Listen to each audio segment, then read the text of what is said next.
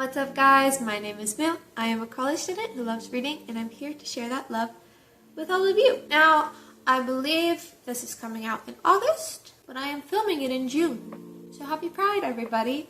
What a perfect time to review Heartstopper.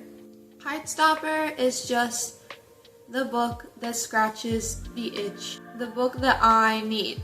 If you have watched my videos on like romance tropes, or any sort of like rom-com type book, you'll know that I love a wholesome romance, and this is just the perfect example of that.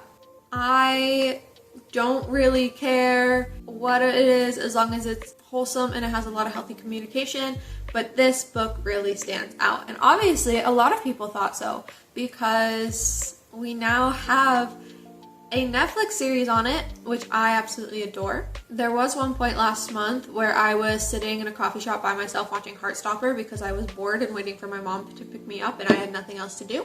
But that's neither here nor there. We're not here to talk about the Netflix series. We're here to talk about the book.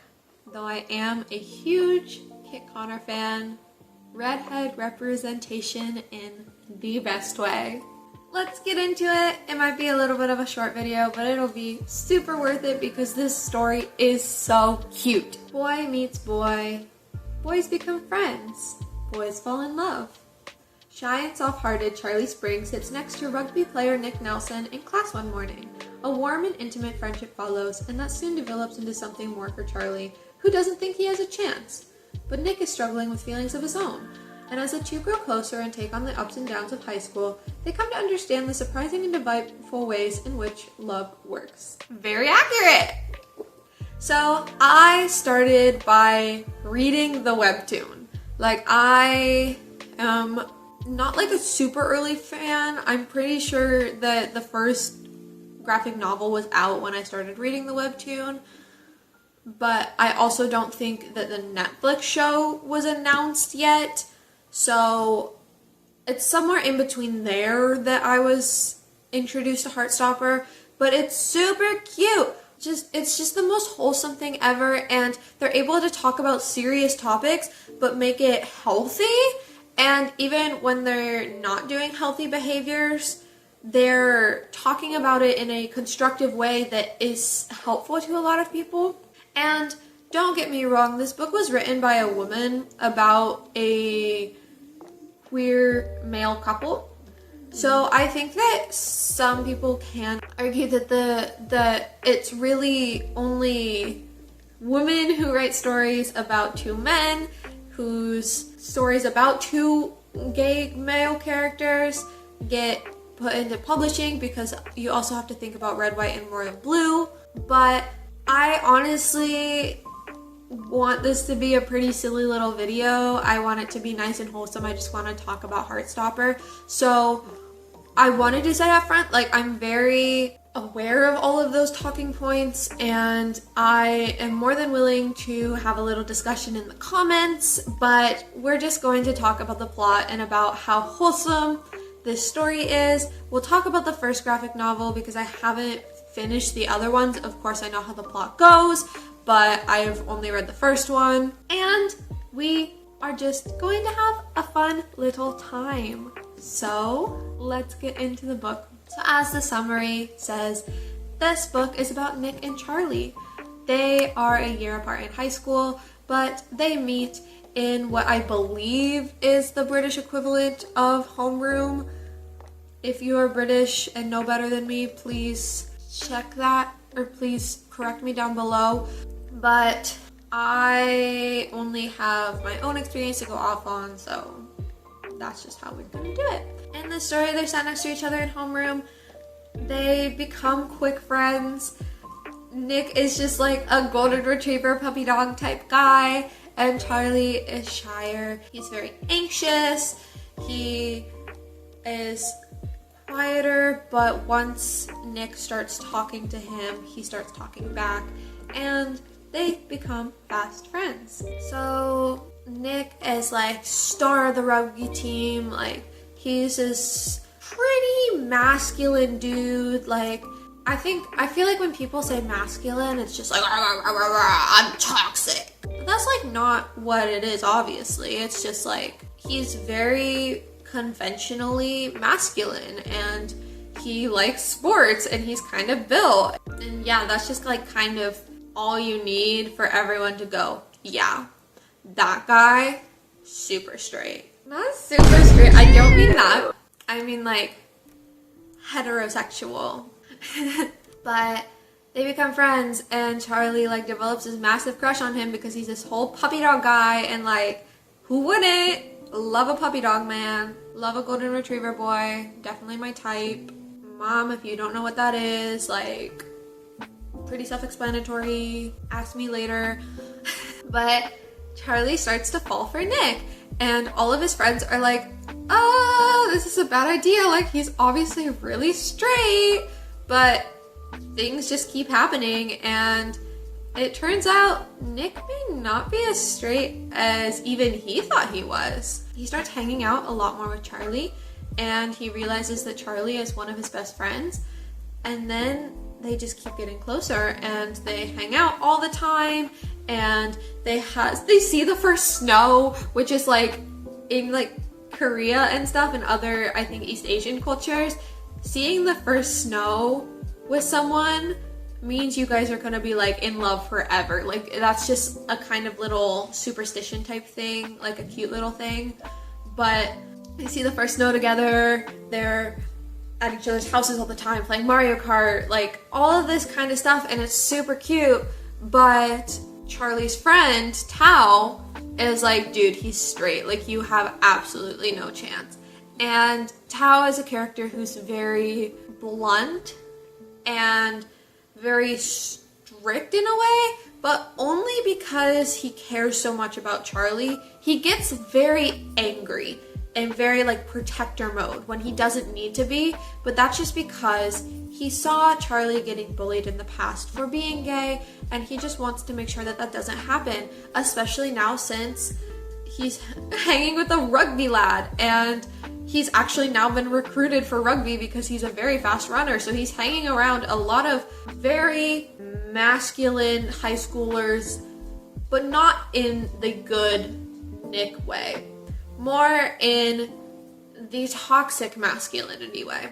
And Nick kind of, while hanging out with Charlie, realizes that he doesn't want to be associated with these people. He doesn't really want to be known as a rugby lad and all that kind of stuff. So he just gravitates more and more towards Charlie and away from his past rugby friends.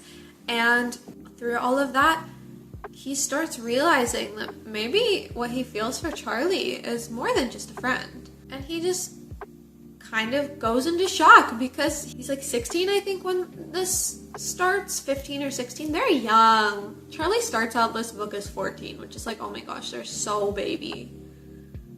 He turns 15 in the series, so like he's 14 when the book starts, which is like wild. But they're young, but like not like young in like the sense that, oh, I've always known. Like Charlie's always known that he's gay. So Nick is like kind of going through this crisis because he's like, I thought I knew this thing about myself my entire life, but now like things are changing and I don't know how to deal with them. And he's kind of going through a crisis, but he still loves hanging out with Charlie so much. He still hangs around him a ton. And honestly, like, there is plot, of course, like the passage of time does happen, but it's really just them doing a lot of really wholesome things, all while struggling with like kind of more difficult things in the background, but those don't really bubble to the surface in this first book. All of this comes to a head at one of the rugby lads' birthday parties. Now this guy is rich and he is not very nice. He kind of sucks. No, like he really sucks. But this party is a vessel for them to like actually realize they have feelings for each other. And this scene, I think, was one of the best ones done because it's like, it shows that Charlie can be confident, can be bold, can be like stronger than he believes he is. And they're sitting alone in a room because Charlie doesn't really like people that much, like he's overwhelmed by the party, and they're like, well, I just like hanging out with you more than like being at the party. So they do that. And they're kind of sitting around and the mention of crushes comes up. And Charlie's like, oh, what's she like? And Nick, without really thinking, goes, well, what makes you think that they're a she? And Charlie goes, what? In his mind, of course. But Charlie goes, oh, are they not a she? And Nick goes, ah. And then Charlie, he gets super bold. Oh my gosh, like, go Charlie. He goes, would you ever date someone who is not a girl? And Nick goes, I don't know, maybe, because he's still struggling with like his feelings and how he feels and how he identifies and that kind of thing. And then Charlie goes, would you ever kiss someone who's not a girl? And Nick again goes, I don't know. And then Charlie goes, would you kiss me? And Nick goes, yes, like immediately. And it's like, ah! Like, it's so cute, and they're like so wholesome and so into each other, and like that's all I want, guys. Like the way that they're able to communicate so well and just like all that kind of stuff. Like, Nick Nelson is the standard, and I think that a lot of people, both male and female, can like find themselves projecting onto Charlie because like Nick is just like, at least in the first few books, he's just kind of seen as like the perfect boyfriend kind of thing, even though he does have his flaws, of course.